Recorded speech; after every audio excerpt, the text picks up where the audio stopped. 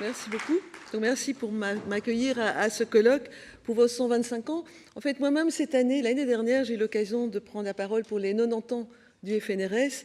Et j'étais très contente de pouvoir, à cette occasion, montrer que nous étions une organisation pleine de dynamisme, de projets, d'activités.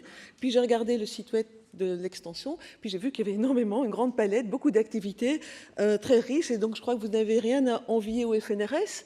Ceci étant, mon rôle ici est de vous parler un petit peu du FNRS et un peu aussi comment le FNRS s'intéresse ou essaye de supporter, dans le sens anglo-saxon, donc essaye d'aider la diffusion des savoirs et des connaissances. Donc, du point de vue du FNRS, grâce à peu près 180 millions d'euros par an d'argent public, nous sommes l'employeur en particulier d'un peu plus de 2000 chercheurs, dont plus de 1000 doctorants et qui travaillent dans tous les domaines scientifiques et sont accueillis dans les universités. Alors nous finançons aussi des crédits, des projets, des équipements, de la mobilité, des projets internationaux et de la diffusion du savoir. Je vais y revenir. Mais donc notre métier au quotidien, ça consiste à organiser des appels à projets à candidats, à sélectionner par des méthodes d'évaluation les plus pointues, rigoureuses possibles, à gérer administrativement et financièrement l'ensemble et aussi à participer au développement de la politique scientifique. Et donc, le FNRS est un acteur important et j'ai vu aussi sur le site que beaucoup de conférenciers qui prennent part aux activités de l'extension sont des chercheurs du FNRS et en particulier, la conférence d'introduction sera donnée par un directeur de recherche du FNRS. J'ai également vu effectivement qu'il y a beaucoup de participants qui sont en secondaire et peut-être que vous serez amenés à l'avenir, dans quelques années, quand vous aurez votre diplôme d'université, à solliciter le soutien du FNRS. Alors maintenant, que faisons-nous en termes de diffusion des connaissances, de vulgarisation des savoirs? Donc nous aidons les chercheurs à diffuser les connaissances en donnant des subsides pour publication, également en donnant des aides financières pour pouvoir organiser des workshops ou pour aller assister à des congrès. Et ça représente un soutien d'à peu près 2 millions d'euros par an. Puis, nous avons un autre domaine d'activité, c'est le fonds Wernars qui a été créé au FNRS et qui a 3 grands types de supports.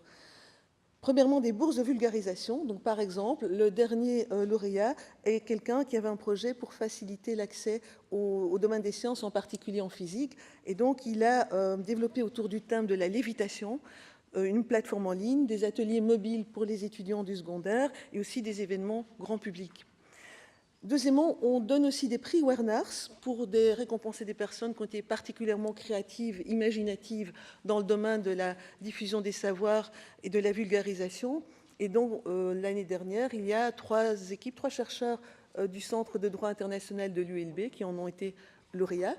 Et puis, troisièmement, nous donnons aussi des subventions pour des médias qui contribuent au développement de l'intérêt pour la culture scientifique. Et un des derniers lauréat est Nathan Uytendal, qui prendra la parole demain comme conférencier et qui a été récompensé et qui a reçu un soutien financier important pour son initiative de cette série « La statistique à expliquer à mon chat ».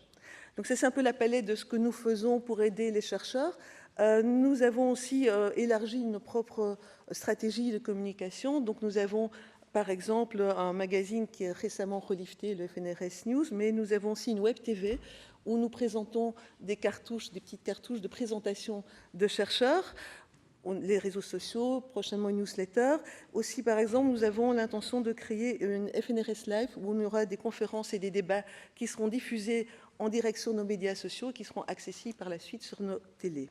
Alors, pour conclure, je reprends une ligne de réflexion qui m'était inspiré par mon collaborateur en communication, qui est en fait un certain Dominique Walton, qui est directeur de recherche au CNRS et qui a notamment écrit un ouvrage qui s'appelle « Informer n'est pas communiquer ». Et donc, effectivement, la démarche d'information seule serait surtout quantitative. Et donc, on se contenterait à ce moment-là de multiplier les canaux et d'accroître les volumes de données. Mais cette démarche est insuffisante. Elle doit être complétée par une approche quantitative, une préoccupation qualitative de toujours se demander est-ce que le message passe? Est-ce qu'il y a enrichissement mutuel?